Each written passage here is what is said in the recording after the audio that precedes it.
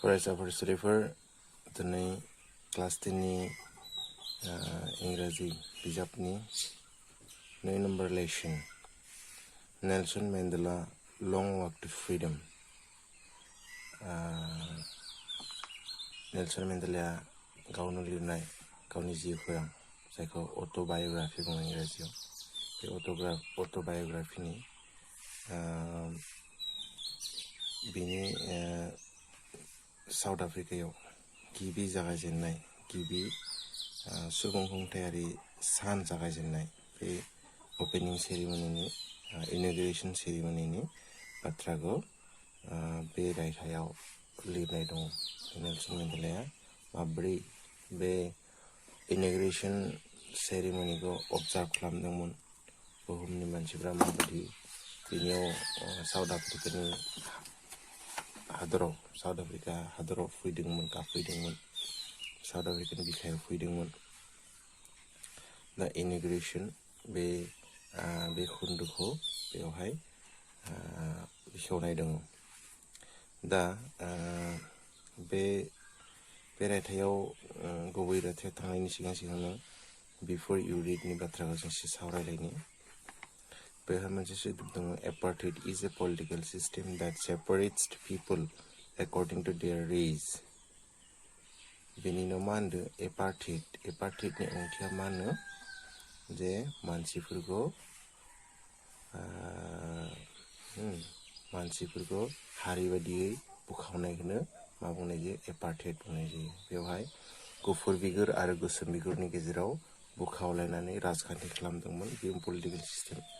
तो बेखौनो एपार्थाइड बुंनाय जायो गोसोआव लाखि जोबोर इम्पर्टेन्ट बियो एपार्थाइडनि ओंथिया मा बेनि उनाव दङ Can you say which of 3 countries named below had such a political system until very recently? माने political system आव बबे हादरा माने गोदानै फैदोंमोन बेखौथ' बुंबाय बे साउथ आफ्रिकानि बाथ्राखौ बुंदों बेवहाय बेनि उनाव होनदों Have you heard of Nelson Mandela? Mandela and his African National Congress spent a lifetime fighting against apartheid. Mandela had to spend 30 years in prison. Finally, democratic elections were held in South Africa in 1994 and Mandela became the first black president of a new nation. मानदे बेवहाय Nelson मेंडेलानि नामखौ खोनादोंना खोनाया नोंसोरो Nelson Mandela जाबाय south आफ्रिकानि national कंग्रेसनि जानानै एपार्थाइडनि थाखाय जुजिदोंमोन बियो एपार्थाइड माने बुंबाय मानसिफ्रा हारिनि थाखाय हारि लानानै बुखावनाय माने गोसोम आरो गुफुर बिगुरनि गेजेराव बुखावलायनाय जादोंमोन फिसायाव बे गोसोम बिगुरनि मानसिफोरखौ बेवहाय पलिटिकेल राइट्स होआमोन तो बिनि बाथ्राखौ बुंदों बेवहाय आरो बेबायदिनो नेल्सन मेंडेलाया मा होनो बिजों जुजिनो जेरैबायदि जोंनि महात्मा गान्धीया जुजिदोंमोन थिग बेबायदिनो बेसेबां 30 बोसोर प्रिजनाव थानो गोनां जादोंमोन प्रिजन माने जेलखानायाव थानो गोनां जादोंमोन जोबथेसालियाव आरो बेबायदिनो finally democratic election held in south Africa 1994 माने 1994 मायथाइयाव माने सुबुं खुंथायारि बिनि बिसायख'थिया 1994 मायथाइयाव जादोंमोन आरो मेंडेलाया बे इलेक्शनाव माने बिसायख'थियाव देरहानानै हादरनि बयनिख्रुइबो गिबिसिन ब्लेक प्रेसिडेन्ट गोसोम बिगुरनि मा होनगोन बेखौ हायुंगिरि जानो हादोंमोन मिथिबायना प्रेसिडेन्ट जानो हादोंमोन तो बिजाबाय आरो इन दिस एक्सट्रैक्ट बेवहाय मा होनाय जादों बेयाव खोन्दोसेयाव मा होनाय जादों from his autobiography Long Walk to Freedom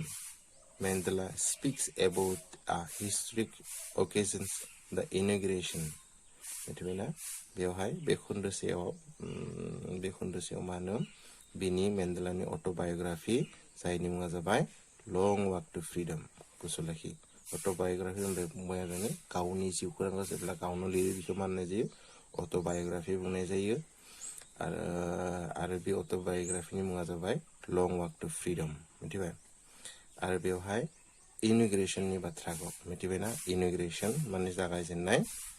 साननि बाथ्राखौ बेवहाय मा खालामनाय जादोंनो बुंनाय जादों आरोखि बिनि बाथ्राखौसो बुंनाय जादों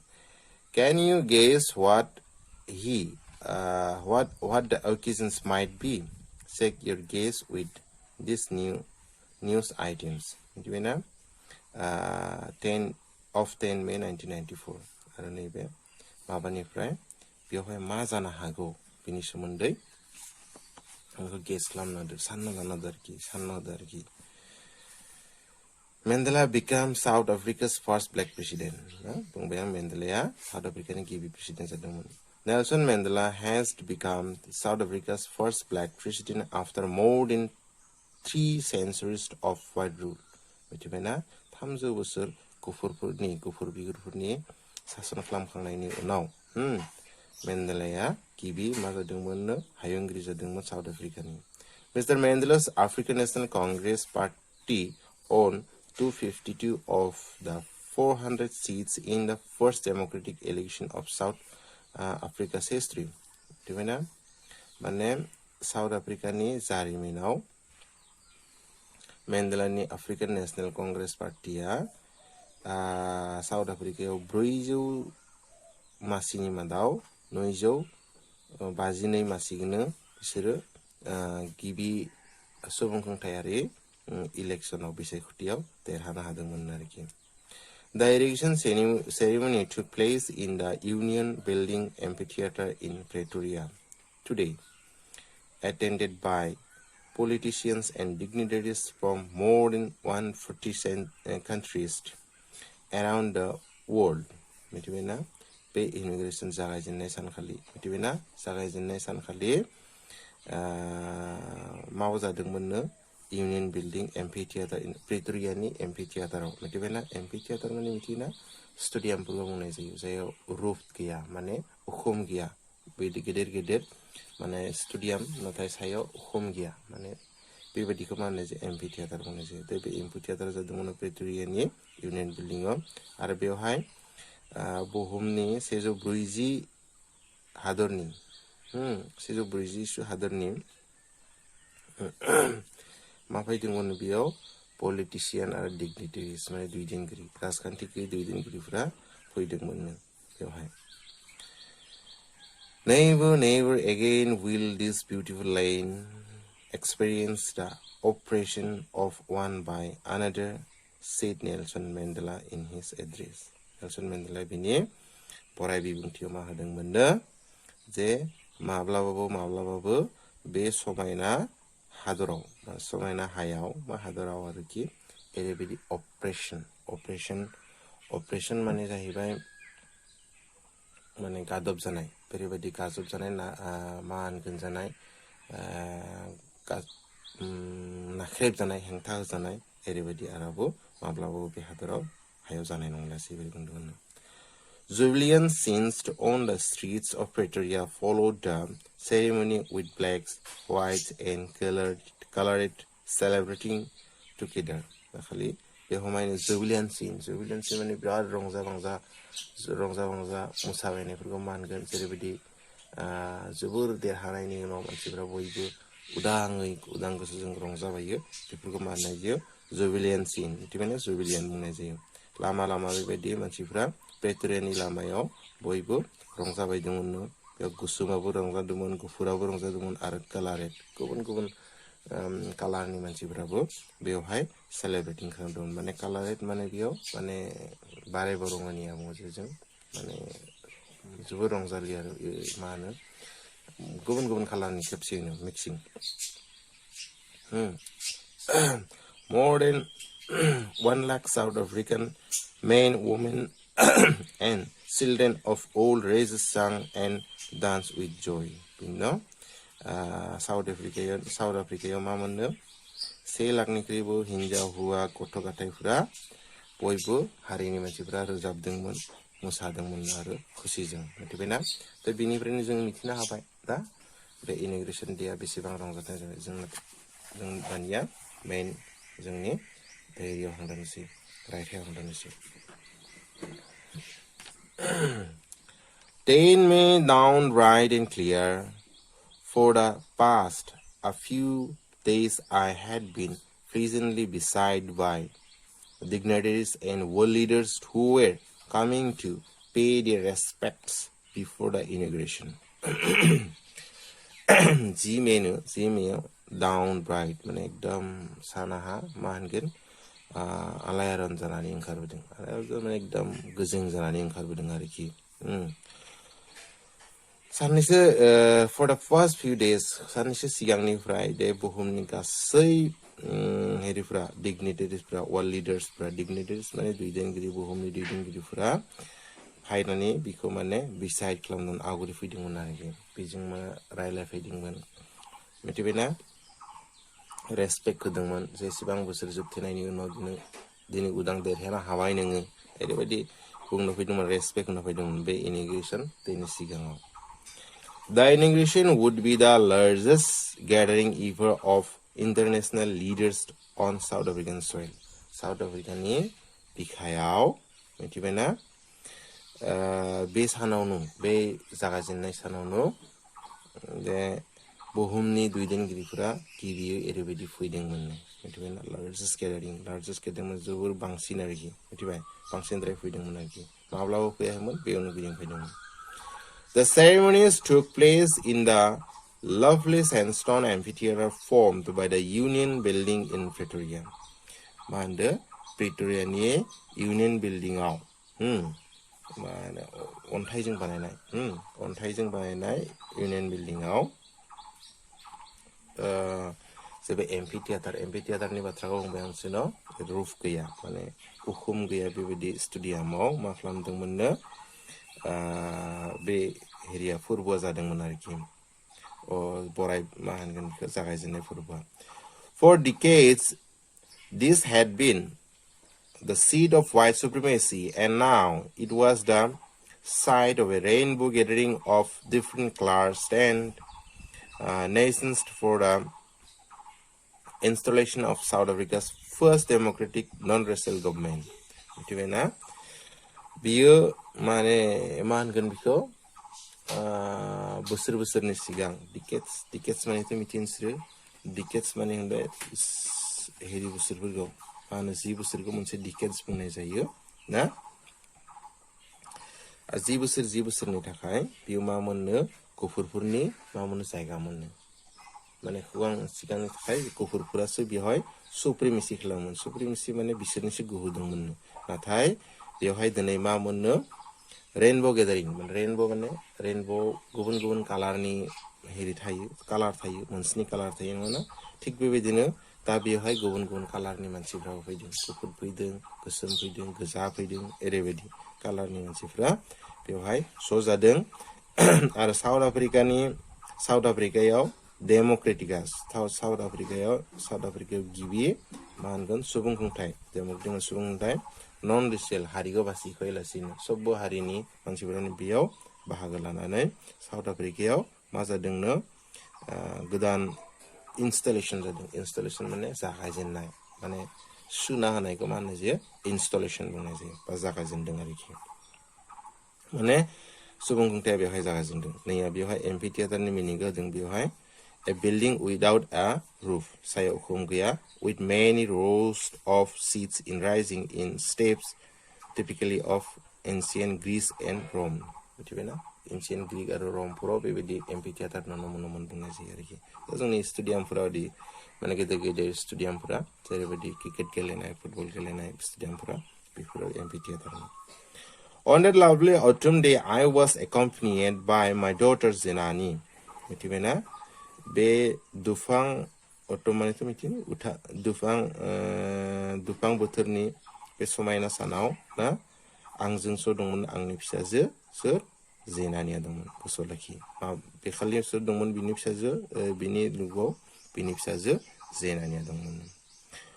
On the podium, Mr. De Klerk was first sworn in as second deputy president. मा होनो बेवहाय मा होनो गिबियै मा होनो मिस्टार डि क्लार्कआ जिहेतु बे जागायजेननाय मिस्टार डि क्लार्कआ गिबियै मा लादोंमोन शर्न माने समायखिरा लादोंमोन समायखिरा लादोंमोननो मा लादोंमोन एसे डिपुटि प्रेसिडेन्ट मिथिबाय सर माने एरै लादोंमोन आरो खालि बिसोरनो गोहो होनाय जादोंमोन मिथिबाय ना गोहो राननाय जादोंमोन दे सेकेन्ड डिपुटि माने नैथि लेङाइ मा होनो आफादगिरि हिसाबै नैथि लेङाइ आफादगिरि हायुंगिरि हिसाबै लेङाइ हायुंगिरि हिसाबै बेवहाय मा लादोंमोननो माने बिबान आजावना लादोंमोन सर आजावना लादोंमोन देन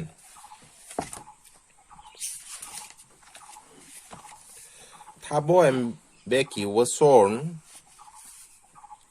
in as first deputy president. Bini unaw mano Thabo Mbekiya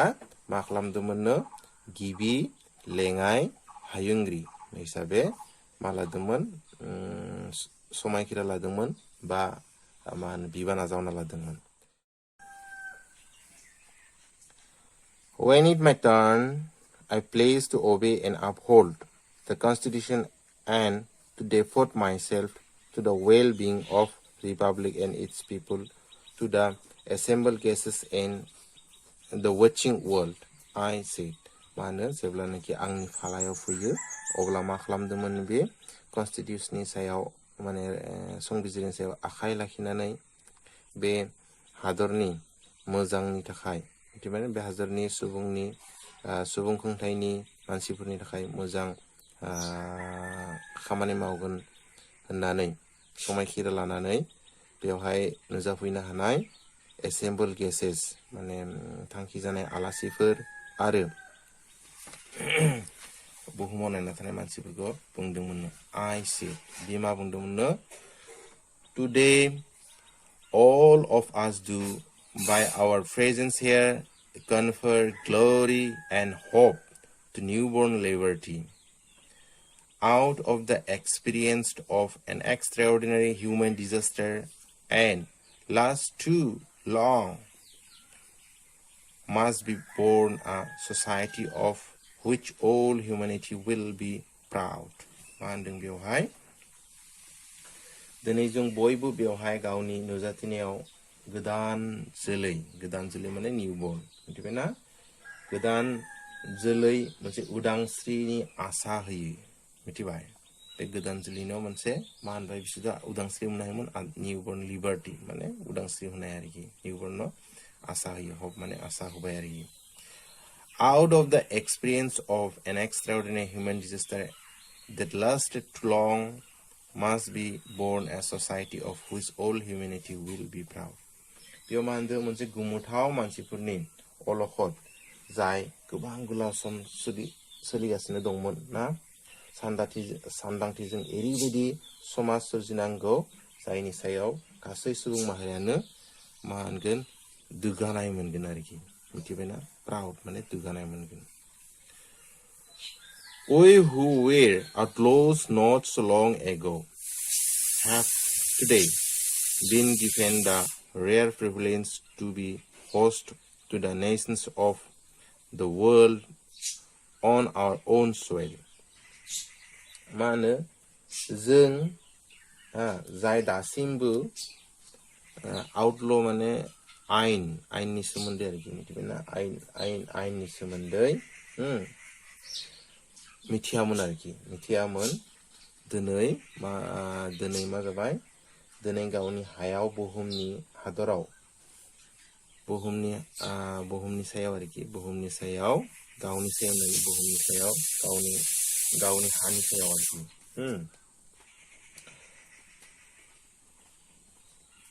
बराय जानो थाखाय खाबु मोनदों मिथिबाय माने गावनि हायावनो गावखौनो बराय जानो थाखाय मोनसे खाबु होनाय जादों आरोखि We thank all of our distinguished international guests for having come to take position with the people of our country of what is after all a common victory for justice, for peace, for human dignity. माने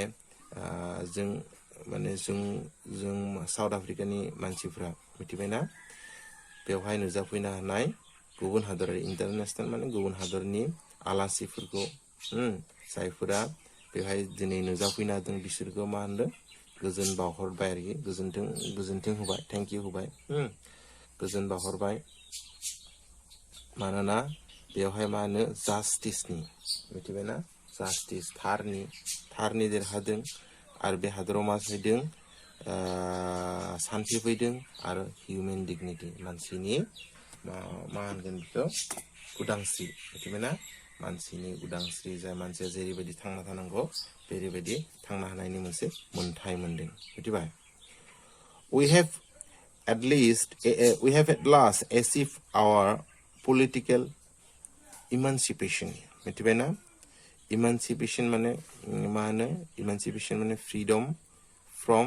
restriction माने बयजोंबो political restriction माने मा हेंथानिफ्राय माने नों उमुक खालामनो मोना तुमुक खालामनो मोना बेखौ मा होनो restriction नङा थ' बेबायदि political restrictionनिफ्राय बिसोरो बारग'नो हादों आरोखि मिथिबायना we place ourselves to liberate all our people from the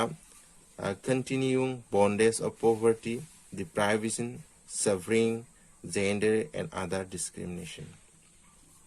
मानो जों बेवहाय मा होनो political emancipation मोनबाय ना मा होनगोन राजखान्थियारि माबा मोनथायफोरखौ मोनजोबबाय बेनि उनाव we place ourselves to liberty all our जों माने मोनसे समायखिरा लादों जे जोंनि हादरनि मानसिफोरा जाहाथे मा मोना पपार्टियाव मोना मोनजायैयाव मिथिबायना डिप्राइभेसन नाख्रेबजानो मोना साफरिं खालामजानो मोना मिथिबायना साफरिं मानेबो माने बेबायदि नाख्रेबजानाय आरोखि साफरिं अलखद जेंना गुबुनजों माबा मोननो नाख्रेबजानायफोरखौ मा होनो साफरिं जेन्डार माने नोंनि आथोन लायै हिरि बुखावजानो मोना एन्ड आदार डिसक्रिमिनेसन आरो बेबायदिनो गुबुन माने जाथाय खालामजानो हाया आरोखि बेफोरनि बे जाथाय जाया बेफोरनिफ्राय जों दिनै उदां जाबाय आरोखि उदां खालामनो हागोन माने उदां होगोन होननानै प्लेस लादों बियो never again shall it be that this beautiful land will again experience the oppression of one by another मिथिबायना माब्लाबाबो बे हादराव बे समायना हादराव जाहाथे आरो बेबायदि अप्रेसन नाख्रेबजानाय जाथायफोरा जालासै आरो सासेया गुबुन सासेखौ नाख्रेबा आरोखि मिथिबायना the sun shall never set on so glorious a human achievement माने सानाबो human achievement माने मानसिनि देरहानायाव माब्लाबाबो मा खालामनो हाया हाबलांनो हाया आरोखि माब्लाबाबो हाबनानै थाया आरोखि let a freedom reign God bless Africa माने उदांस्रिखौ सबबो मोनथों मिथिबायना मानसिनि देरहानाया साना माब्लाबाबो मा होनो हाबना थाया मिथिबायना जों फैजों उदांस्रि लानि माने लानि आरोखि जों फैसा उदांस्रि आरो साउथ आफ्रिकाखौ इसोरा बोर सारस्रिथों ओरैबायदि थ' बेखिनियानो जाबाय नेक्स्ट जों बेनिफ्राय जागायजेनगोन आसा खालामदो बयबो बुजि मोनदो जानांगौ गोजोन्थों